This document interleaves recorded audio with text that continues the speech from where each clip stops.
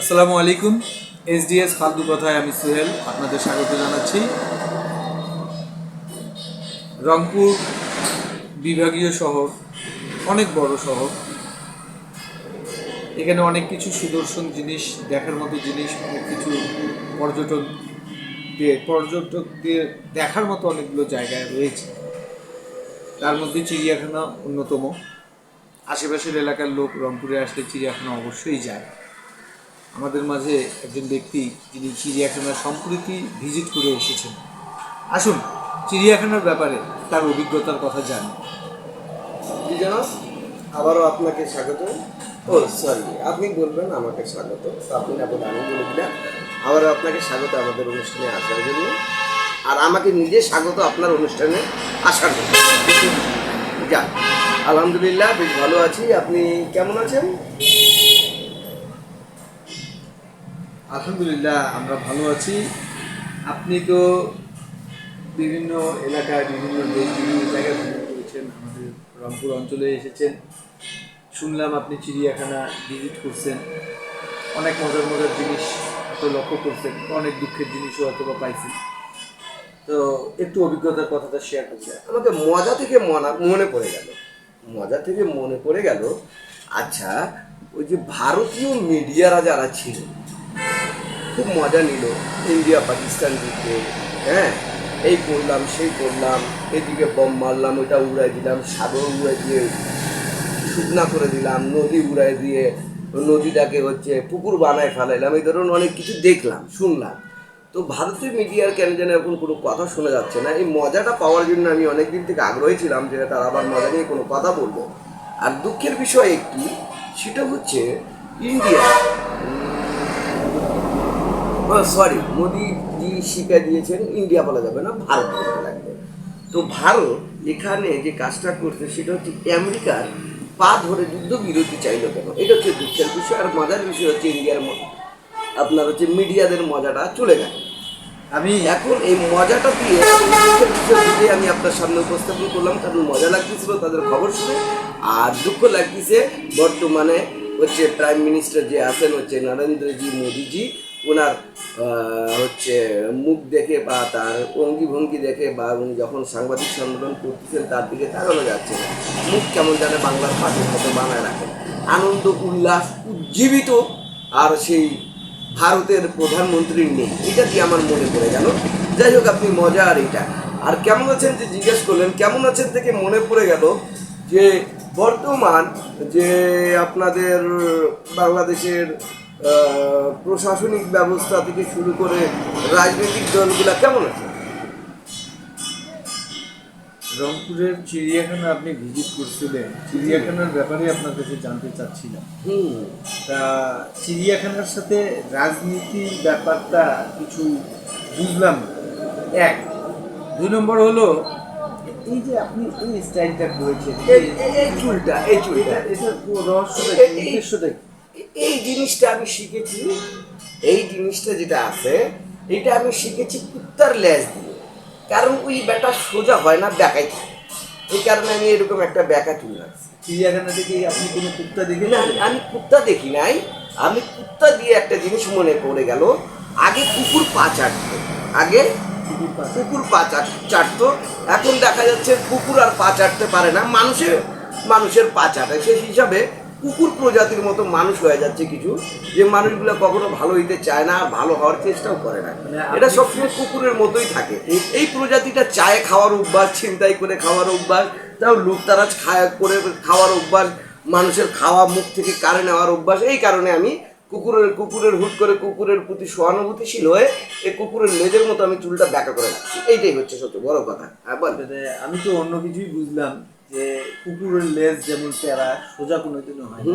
তা আপনি লোকটাও মনে হয় ওরকম টেরা, কোনোদিনও সোজা হন না। না, আমি সবসময় সোজাভাবে আমি চলি। কেমন দেখেন, আমি সবসময় ডান সাইড দিয়ে চলি। আর আমি যে ধরেন আমি যদি ঢাকাও যাই তো সোজা রাস্তায় যাই।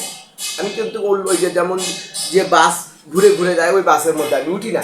2 নাম্বার ট্রেন সোজা করে যায়। এখন যমুনা সেতুর উপরে আপনার সুন্দর করে একটা লোহার ব্রিজ বানাই দিচ্ছে, ওই ব্রিজের উপর দিয়ে আমি সোজাভাবে ঢাকায় যাই। আমি কখনো বেকার রাস্তায় কখনো যাই না। চিড়িয়াখানায় কি কি দেখলি? ও চিড়িয়াখানার বিষয় মনে পড়ে গেল, চিড়িয়াখানাটা মোটামুটি চিড়িয়াখানার মতোই আছে।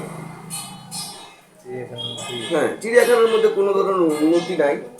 আচ্ছা, চিড়িয়াখানার মধ্যে আপনি ওখানে দেখলাম সুন্দর করে 2 বছরের উপরে বাচ্চাদের টিকিট লাগবে। এখন 2 বছরের উপরে বাচ্চার টিকিট লাগবে। বাংলাদেশ রেলওয়ে আপনাদের সেবায় নিয়োজিত, তারা হচ্ছে 12 বছরের ঊর্ধ্বে যদি বাচ্চা হয় বা 12 বছরের নিচে হয়তো অর্ধেক টিকিটের ব্যবস্থা আছে। কিন্তু রংপুর চিড়িয়াখানায় 2 বছরের উপরে বাচ্চা হলে আপনার ওর ফুল টিকিট নিতে লাগবে কেন ভাই?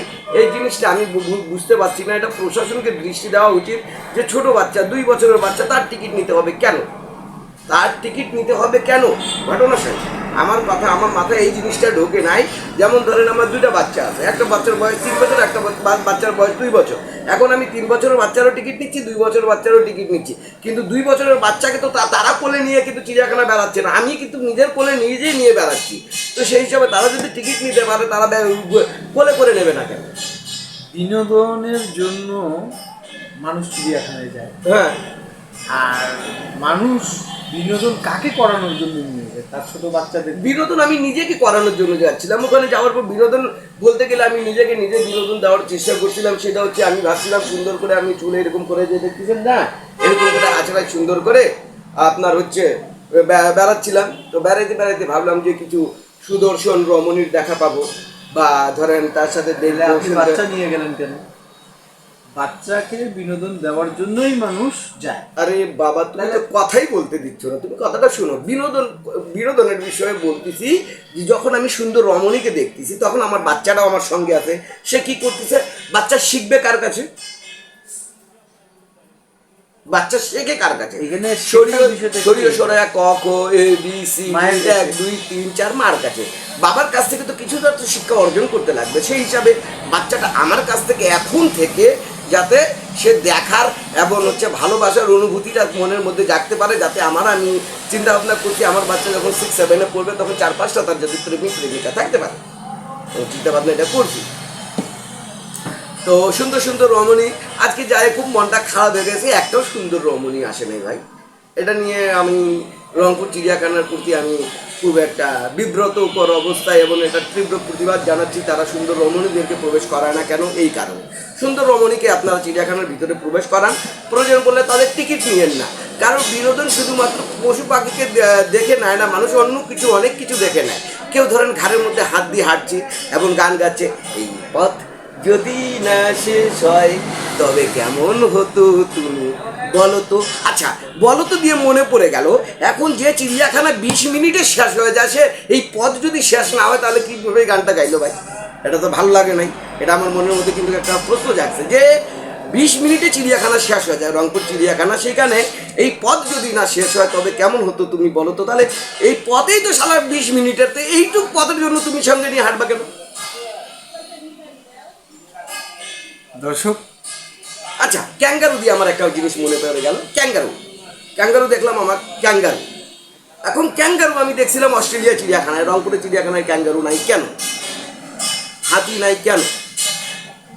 আমাকে প্রশ্নের উত্তর দাও। তুমি টাকা নিছো, হাতি দেখাইলে না, তুমি ক্যাঙ্গারু দেখাইলে না, আরো অনেক ধরনের নানান প্রাণী আছে যে প্রাণীর কথা বলি নাই, এগুলো প্রাণী তুমি দেখাও নাই, তুমি টিকিট নিলা কেন? আপনি কি কচ্ছপ দেখছিলেন? কচ্ছপ কোথায় আছে চিড়িয়াখানায়? কচ্ছপ কোথায়? চিড়িয়াখানায় দুইটা ওই যে লম্বা লম্বা লেজওয়ালা কি আছে যে কাটা কাটা এরকম এরকম এরকম কাটা থাকে, কুমির না, ঠোঁটো যত বড় লেজও তত বড়। ঘড়িয়াল বেটা বাঁচে আছে না মরে গেছে টেনে পাওয়া যাচ্ছে না আছে?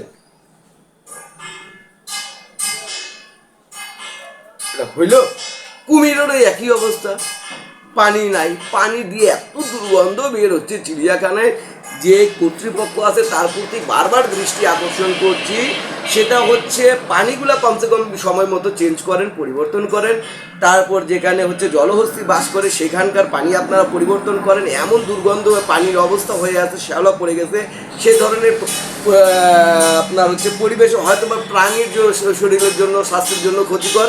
এখানে যারা ওখানে চিড়িয়াখানায় যারা পশুর ডাক্তার আছেন তারা এই জিনিসগুলো খেয়াল করবেন এবং দৃষ্টি আকর্ষণ করবেন কর্তৃপক্ষকে যাতে এই জিনিসগুলোর প্রতি খেয়াল করে।